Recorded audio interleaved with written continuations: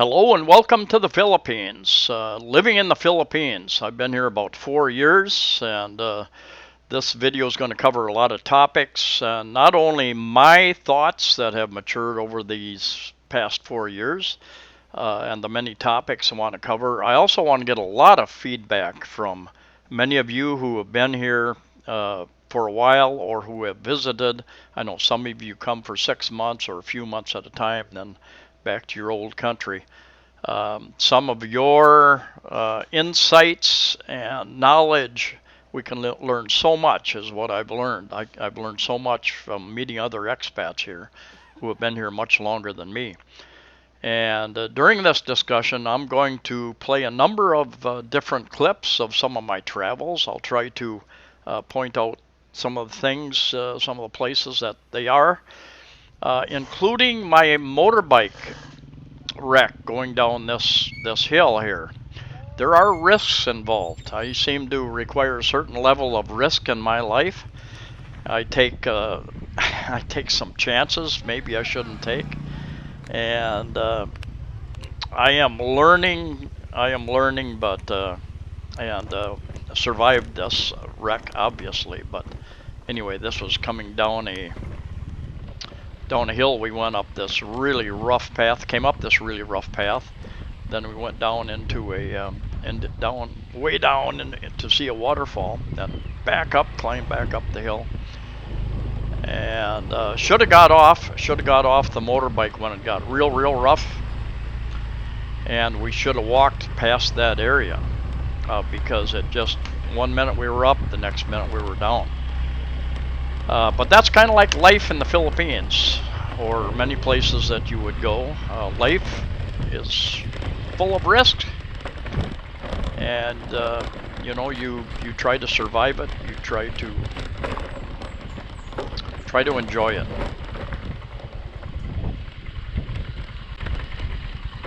Oh, very rough.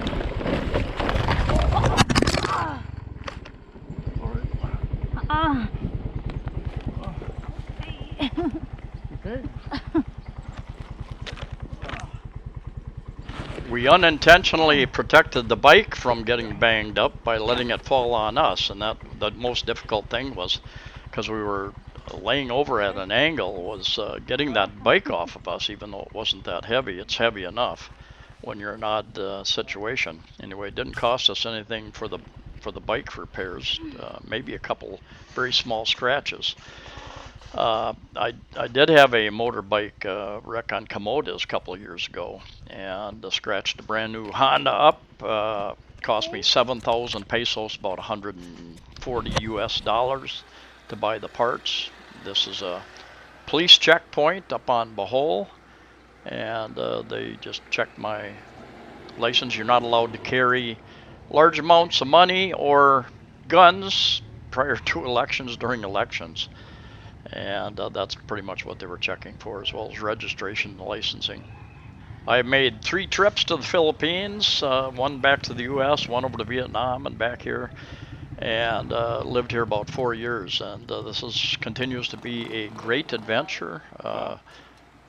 Generally very friendly, helpful, and most importantly, welcoming people. They welcome you to the country, and you have to understand that you are a guest. Many of us really want to change the Philippines in some ways. Anyway, I would like to get a lot of input from you folks. People have been here. People are thinking about coming here. Those of you who have been here, about your experiences, good and bad. Some have left just after a while. They just get tired of the culture, different things. It's a different culture. It's more laid back. It's more family oriented. They don't get in a hurry. And I've read that about Costa Rica and Panama as well. Don't expect things to get done quickly. And that can grate on your nerves at times. That can try your patience. You can live almost any way you want. You can live in the middle of a commercial district, high-end rent, much cleaner areas, or you can live in the provinces, much cheaper to live there. There are There are the better hospitals in the bigger cities like Manila, of course, Cebu City, Davao City, and then you have the medium-sized cities, Iloilo, Bacolod, Baguio, a number of different cities. The Philippines and its culture is not for everyone. I've heard the saying that if you can last 5 years in the Philippines, you can probably last long term. And it will depend upon your personality, your requirements, your budget, and your ability to adapt. If you think you're going to come here and change the Philippines in a short period of time, it's probably not going to happen. You're going to get frustrated very quickly.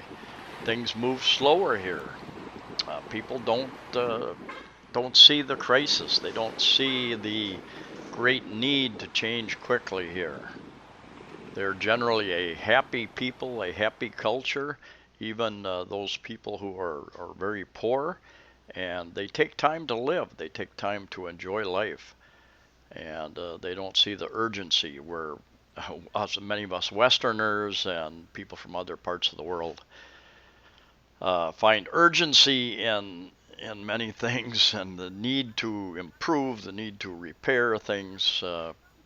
You will get very frustrated if your expectations are real high here.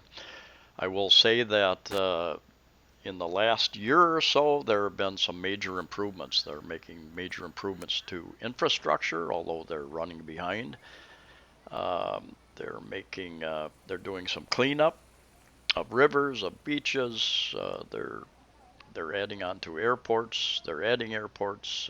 They're extending piers so that additional and larger ferries can come in and service the islands as well as serve the tourists as well. Tourism continues to increase here, and like here in Camotes, years ago it would be hard to find a ride when you come in on a ferry at many ports.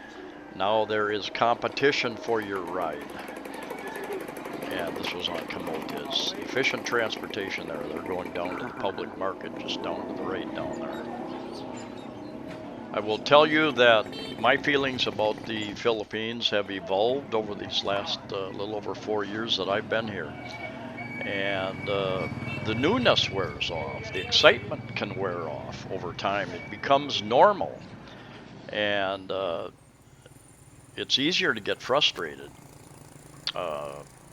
when items continually, they're out of stock. Things that should always be in stock are out of stock. Simple things. But the thing that helps you continue to go on is the friendly people. And a few people have said, well, they haven't met that many friendly Filipinos. Well, let me suggest that if you take the initiative, if you smile and say hello, because you're a foreigner. Many people don't deal with foreigners except in some of the bigger cities on a regular basis, and they don't know if you're a good person, bad person. If you take the initiative and smile and greet people, you will find that they are extremely friendly 99% of the time. There are, for the most part, I feel much safer here than I do in many areas of the USA. I walk in areas here I would never dream of walking in many cities in the U.S. There is this thing about saving face in the Philippines and other Asian countries, probably other countries in the world, and it has something to do with harmony in society. But I think it has something to do with fear that you might cause somebody embarrassment, especially in public, and that they will hold a grudge and that they will take that grudge out on you and or your family. Because it happens. You read in the paper weekly that somebody has been killed over a grudge or something like that. I think taxi driver mentioned to me the other day. That's why policemen don't give citations, because life isn't that important to some people here, and it's relatively easy to take somebody's life and you give the wrong person a ticket, and you may end up on the wrong end of one of those grudges. I have complained on occasion, and I have been told by Filipino friends that you shouldn't do that because they will remember you. So something to keep in mind. Generally, if you have an issue, the best way to handle it is to smile, not get upset, try to handle it in a diplomatic fashion, and if you can't, just go on with your life. There are times when by creating a bigger problem, you are seriously creating a bigger problem for yourself. So be diplomatic as much as you can. You're basically stepping back in time in many regions of the Philippines. From if you're living in a modern Western city in the Western countries, Asian countries, and in many ways that is a good thing because life is slower, much less stress, in my opinion, the opinion of many expats. And if you can live with that, less stress and less urgency, that is a good thing. I will suggest that if you start getting frustrated, you take a trip out of the area that you're living in, whether it's the Philippines or some other place, and kind of hit the reset button. That can help enormously. There are lots of opportunities to visit many different areas. The beautiful clear waters here. I learned to scuba dive here in Malapascua, and this was my instructor took me down about 90 feet, about 30 meters, to see the thresher sharks about 7 o'clock in the morning. I think we got up at 4, and we saw a bunch of them. They come up, and the certain fish clean the thresher sharks. They come up just to be cleaned by other fish. How about that? For cooperation. Depending upon who you are and your personality, loneliness can be a major factor after time, after the newness wears off. I think, in my opinion, especially if you're in the province, if you're in the country area. The first year and a half I was here, I didn't spoke with very few expats. Occasionally I'd run into somebody in the mall, maybe have a coffee with them, something like that, but I didn't seek out foreigners or expats, and I had very little contact with them. And I was happy out exploring, having my little adventures, going different places. Then I come across a group of expats at a restaurant, in fact at J Center Mall up near Immigration, where a lot of guys hang out. And I gained some new friends, Australian and American friends, and met many other people from different countries, Canada and New Zealand and Finland, Norwegians, from all over the country, actually, South Africa. Uh, and I started coming to appreciate that because very unlikely you're going to sit down and have a discussion about many of the things that you're used to discussing back in your old country. Back in your own country with your friends, relatives, you've got similar histories, similar languages, and cultures and religions, and you discuss those things. You're familiar with those things. Here, especially if you have a younger Filipino friend, they have different history, different culture, possibly different religion. The language is a little bit different English in many cases. And it's difficult to sit down and have those discussions many times, in-depth, deeper discussions. Uh, and I was missing that, and something I gained by finding and having expat friends now who've been some of my best friends in my life, actually. I've also found some of the most interesting people I've ever met in my life. It's not your average person who travels halfway around the world to visit and live in a foreign country and to deal with those things. Uh, amazing experience that and advice you can get from people who've been living here for quite a while, as well as just their life stories. I've been offered a number of opportunities as well. Be careful of those. Came across a con man. In fact, a friend of mine showed me a clip from Australia. One of the guys, real nice guy, even stayed. A bunch of us were traveling together. Some of us stayed in his house up in northern Cebu on the way to Malapascua. And this bike trip is on Malapascua actually. And there's a clip of him. He was a licensed sea captain as well, and he'd even offered to. He told me he had a job to move a yacht from Manila down to Cebu, and I said, "Hey, man, can I come along?" He said, "Oh yeah, they'll pay you $500, and not only that, but I will log you in so you'll get experience on the sailboat."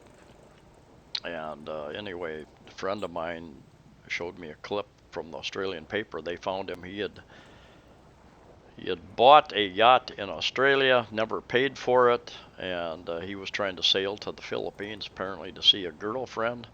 And there was little wind out there, so he was kind of sitting dead in the water.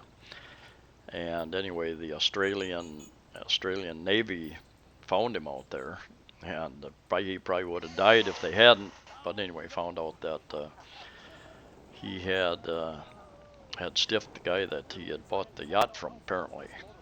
So there are opportunities, and there are also con men. So just be careful. I've had a number of people want me to get involved in businesses here, and you just need to know what your risks are. Just like going to Vegas or any other casino, know that if you put money up someplace, be willing to lose that money. I've seen a lot of businesses come and go, some that looked like they were quite successful. And the next year or two, somebody else has moved into that spot. They seemed like a good idea to me. But anyway, there's risks involved, so be willing to, if you're going to invest money, understand there is risk as well. There is some level of risk, and there are calamities that the Philippines is subject to. Uh, you have typhoons. Maybe 20 typhoons affect the Philippines area in a given year on average. You have earthquakes in certain areas. You have volcanoes. Recently, we had the Taal volcano up near south of Manila go off, and hundreds of thousands of people evacuated there. And I've never thought it was good to build a house on the side or near a volcano myself, or on a fault zone myself. But humans do it, and they can survive hundreds of years without being affected by those things. The good news is most people in the Philippines are not directly affected by those things most of the time. So, in my opinion, Cebu City, Iloilo City, Bacolod in general are relatively, once you get off the east coast, the north and the east coasts of the Philippines, most of the typhoons miss those areas. Though there are typhoons that come through and dump a lot of water, there are certain areas that are flood prone, and there are websites that give that type of information. There are ongoing military operations with the radical Muslims, primarily in the south in Mindanao, south and west in Mindanao. And there's an attempt, that's been going on for decades, attempt to contain them. And then you also have the communists in certain areas, usually the very remote areas where people don't get regular news, they don't have regular internet access, so they don't really hear what's going on, and it's much easier for those to propagate their propaganda and tell them about how bad the government is and sign them up to fight the government. And they occasionally, very rarely do foreigners get involved in that. A couple of years ago, I think there was a couple that got wounded, perhaps because they were in some crossfire, but they will attack police and army forces. The good news is the chance, there again, the chance of you being involved in any of that is very slim. If you don't go into the wrong areas and you try to be aware of your surroundings, much more likely to have a pickpocket get you, and that could happen any place in the world. In fact, none of the Philippine cities are listed as the top 10 pickpocket places in the world. Many of those places are actually in Western countries. There has been some talk recently that immigration for U.S. citizens may become a little bit more difficult. You may have to apply for a visa before arriving. Presently, you can just fly into the Philippines. They stamp your passport when you arrive, and you're good for 30 days. Because of a couple of U.S. senators decided to stick their nose in Philippine business and decline visas for a number of Philippine politicians. There's talk now that the administration here may, tit for tat type of thing, may make it more difficult for U.S. citizens to come here. Hopefully that will not happen, but it's a possibility. To go to Vietnam and other countries, you do have to apply for a visa. From many countries, we do have to apply for visas before we arrive in those countries. I went to Vietnam. I applied for a visa on arrival and filled out the paperwork, paid some company, $16 or something like that, and I got there. My name was on a long list of approved people going in. So do what you got to do. Would I do it again? Would I come to the Philippines again? Absolutely would. I appreciate the Philippines culture, the history, the people, the fact that they're welcoming, the fact that many people speak a degree of English, some very well. Some who don't use it, haven't used it, are not comfortable with it. I think there's some talent to learning foreign languages. The opportunities, the adventures you can have here on the water, in the mountains. There are caves. There's mountain climbing you can do. You can go out on fishing. Something I haven't done yet. Fishing trips, different places, island hopping.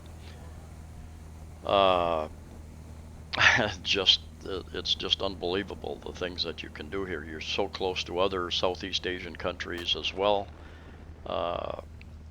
I think it's good to come here understanding what your priorities are, to have a list of things that you require, a list of things that you want. And having said that, I will say that I came here mostly with an open mind. I wasn't sure what would happen. I had planned on and hoped to travel much more than what I had, but I'll go into that maybe in another video. But just to, at the same time, keep an open mind and adapt where you can. The weather, the climate isn't that bad. There are days that are oppressive, heat and humidity-wise, just like they could be any place. Almost, even in Minnesota where I grew up, there were some years that were even over 100 and over 80% humidity. You can pick the lifestyle that you want here. From the very high-end lifestyle, there are those opportunities, those types of condominiums, houses that are available to buy and or build. Of course, foreigners aren't allowed to own land at the present time. I heard something the other day that there is some talk about allowing 51% ownership. Presently, it's a 60-40 type deal. Filipinos have to own 60% of businesses, land, that type of thing. So we'll just, one thing is for sure, things will change with time. Things are changing. And this is the Carbone Public Market, downtown Cebu City area. You can live quite cheaply if you want to live in the province, or if you get out a little ways from the bigger cities, there are some cities that are cleaner, better organized.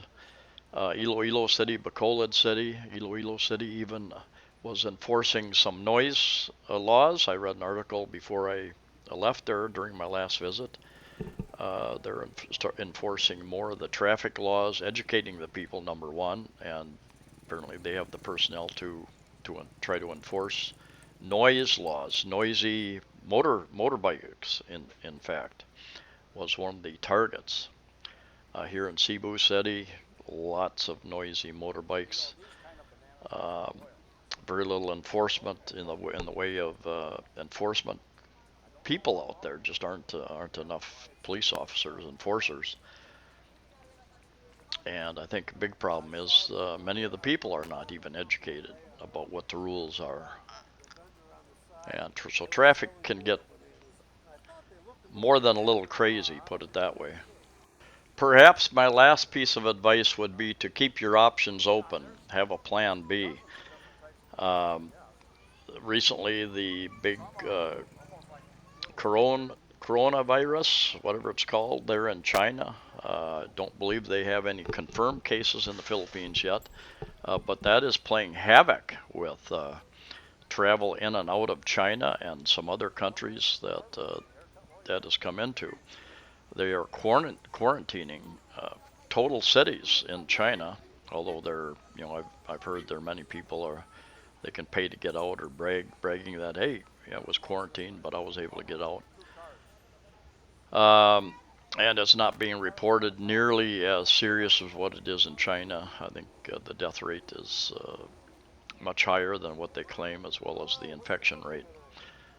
But hopefully they can stop that, block it from from coming into the Philippines. But there are always those possibilities of major issues that will affect travel. Number one, ability to travel will affect whether you're welcome in a country. They can change immigration laws tomorrow in any country, make it more difficult for Americans. All it takes is for American politicians to stick their nose in another country's business, which they're very good at.